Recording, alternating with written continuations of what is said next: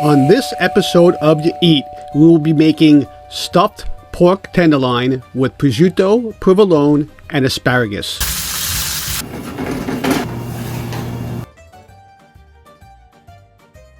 Hello everyone, and welcome to our 17th episode of YaEat. I am so excited to have you here.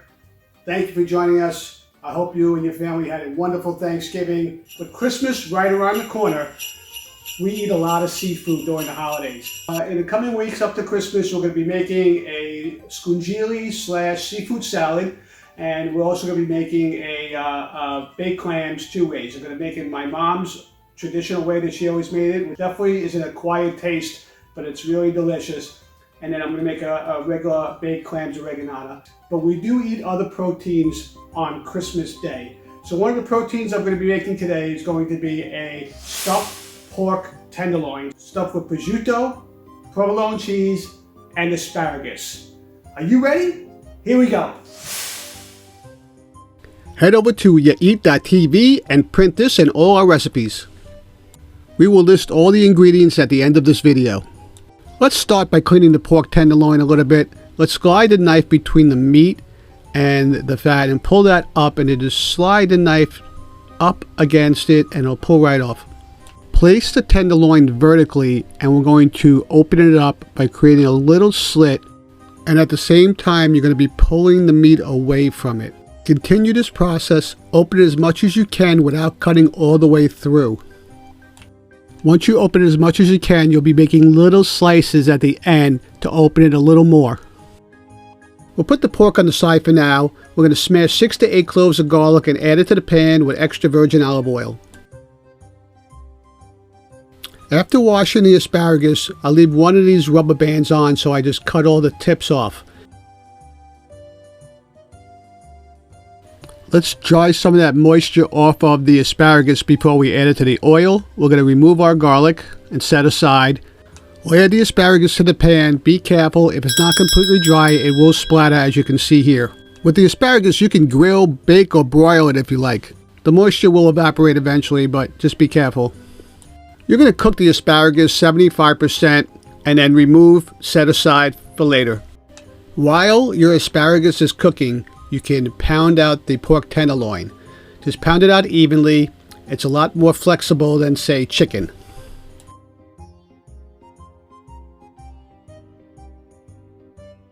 Let's check in on that asparagus. Oh, this looks good.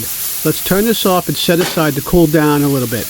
Okay, we're going to chop up the garlic that we seasoned the oil with, and we will evenly spread the garlic throughout the tenderloin. We'll lay down our cheese.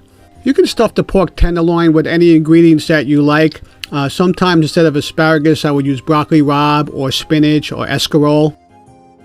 We'll place the prosciutto on top of the cheese and then add the asparagus on top of that.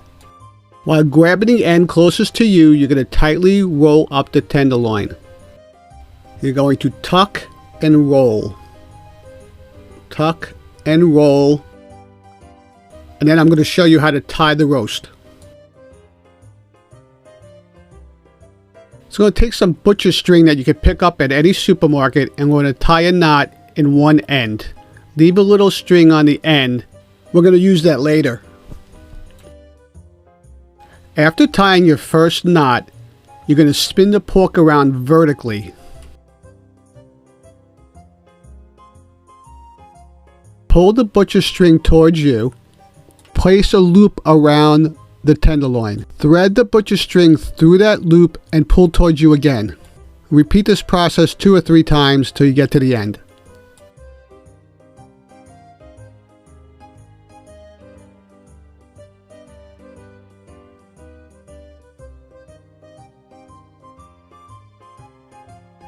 Now you're going to flip the tenderloin over and repeat the same process that you did on the front. The only difference is that the loop is already there, so you just have to thread through and pull to the next loop. Once you put the butcher string through the final loop, spin the tenderloin around and loop towards you. And you can repeat this process for any roast that you make in the future. You want to pull the butcher string tightly, but not so tight that you embed it into the pork loin. You want to make sure you can find the string after it's cooked. So you remember that little extra string that we left? Once we get through the last loop, we're going to just tie those two strings together. And you want to make sure that all the ingredients are tucked inside the tenderloin. Cut down any excess string now. So we're going to add more extra virgin olive oil to the pan and some fresh rosemary. That's going to season the oil nicely. And we're going to pan fry our tenderloin on 4 sides. Once the rosemary starts to brown, we'll remove that and set aside for later. We're going to brown each side for about 2 minutes. Again, we are browning this on 4 sides.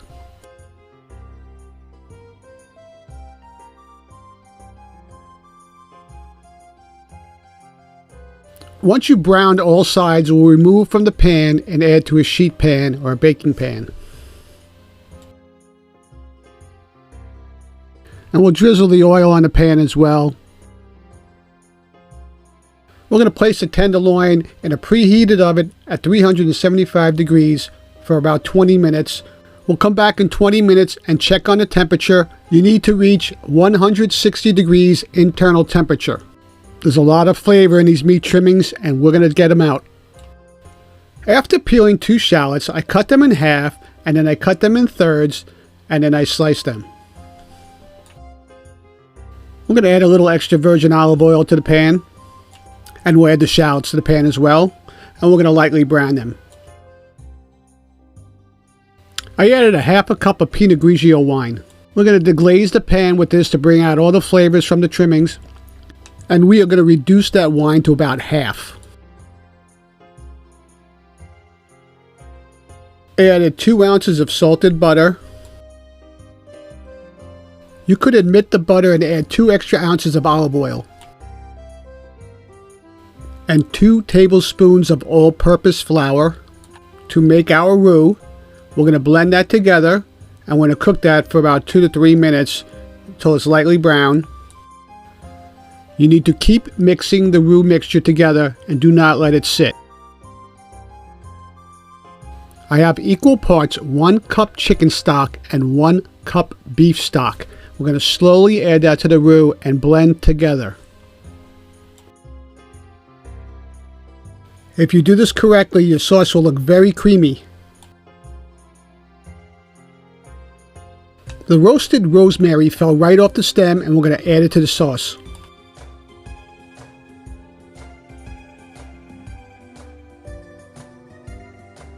Okay, it's been 20 minutes. Let's pull the pork out and it should be right around 160 degrees. The temperature in the kitchen is 75.2 degrees Fahrenheit. And the pork is 162, 163 degrees. Perfect. Chop a little fresh parsley up. You need to remove all the butcher string on the front and back.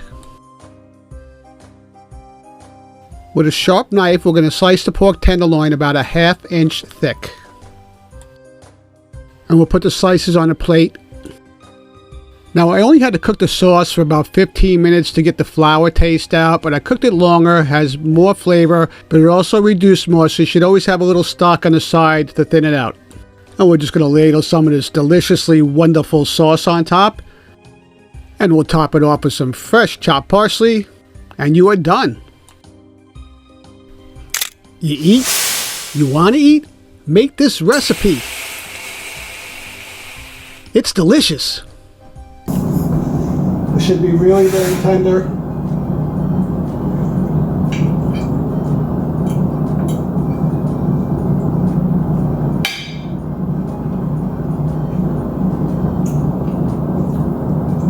That is really, really delicious. And thank you for joining us today. It really means a lot to me. Hello everyone, and thank you for joining us today. This is our 17th. Hello Hello everyone and welcome to YaEat. This is our 17th episode and today we're going to be making a stuffed roasted. Today we're going to be making stuffed. Today we're going to be making a stuffed pork tenderloin. Today we're going to be making